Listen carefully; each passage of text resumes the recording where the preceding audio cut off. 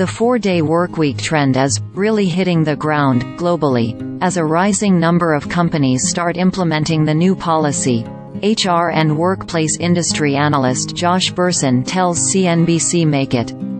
Last month, Bersin and his advisory firm Josh Bersin Company published an analysis of companies worldwide who made the move to a 4-day workweek, to see which practices they had in common to achieve success in this transition.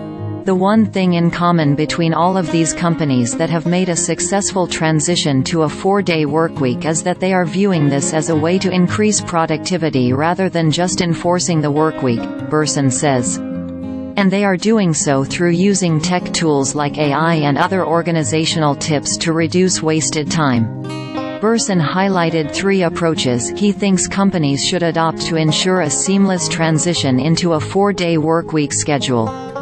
Bersin says it's wrong to characterize the 4-day workweek initiative as an effort to cram 5 days of work into 4. Instead, companies should view it as a work time reduction project. A lot of the early pilots were basically taking the same amount of work and just squeezing it into 4 days, so everybody was working at night, he says. That method tends to fail, Bersin says. It doesn't necessarily combat problems like burnout that the 4-day workweek initiative aims to address. Instead, what he suggests companies do is to view this as a productivity initiative, focused on enabling a 4-day workweek, not just forcing the 4-day workweek. To do that, there are some questions to consider. Do you need to have all the meetings you are currently having every week? Are there certain projects that you are wasting time with that don't matter as much in the grand scheme of company objectives? Can you improve communication and provide resources within the company so that employees don't spend as much time having the same conversations back and forth? Most of the companies Bersin spoke with reached out directly to teams in the company to look for productivity roadblocks in the way they do work. Most teams are thrilled by the idea and are eager to figure out things they can do.